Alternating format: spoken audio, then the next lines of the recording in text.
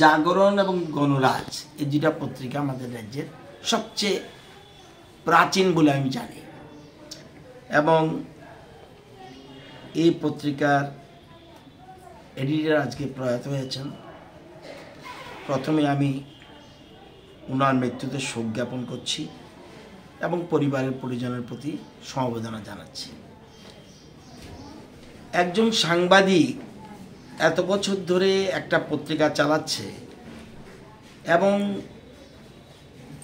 কোনো দিন এই পত্রিকা, আমি জানি না, আমার যতদিন চোখে পড়েছে, কোনো দিন এই পত্রিকার ওনার কলম দিয়ে কারো বিরুদ্ধে উনি ব্যক্তি আক্রমণ করেনি। নিউজ হিসাবে দেখেছেন, নিউজ হিসাবে দেখেছেন। আর আমার জীবনে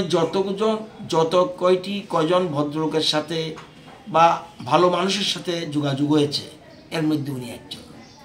ত্রিপুরা রাজ্যের প্রথম দৈনিক পত্রিকা যেটা জাগরণ পত্রিকা, ওনার সঙ্গে উনি প্রথম থেকেই যুক্ত ছিলেন। পরবর্তী সময় এই পত্রিকার সম্পাদক, মালিক এবং পরিতোষ বিশ্বাস, বলবো ওই রাজ্যের সংবাদ জগতের বরিষ্ঠ সাংবাদিক। ওনার সঙ্গে আমার ব্যক্তিগত অনেক দিনের পরিচয় ছিল এবং ভালো মানুষ হিসাবে ওনাকে আমি জানি। বিভিন্ন সময় আগরতলা পৌর নিগমের বিভিন্ন সমস্যা নিয়ে উনি আমাকে অনেক সময় ডাকতেন, আমি আসতাম, পরামর্শ দিতেন, আলোচনা করতেন। তো আমি বলবো আজকে সংবাদ জগতে যেমন ক্ষতি হয়েছে, রাজ্যবাসীর জন্য একটা ক্ষতি হয়েছে, কারণ উনি সমস্ত রাজ্যবাসীর সমস্ত সুখ দুঃখের কথা নিরপেক্ষভাবে যিনি পত্রিকার মাধ্যমে রাজ্যের মানুষকে জানাতেন বা ব্যবস্থা গ্রহণ করার পরামর্শ দিতেন।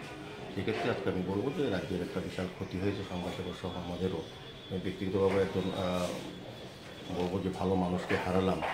আমাদের রাজ্যের সংবাদ মাধ্যমে বরিষ্ঠ ব্যক্তিত্ব শ্রদ্ধেয় পরিতোষ বিশ্বাস মারা যান।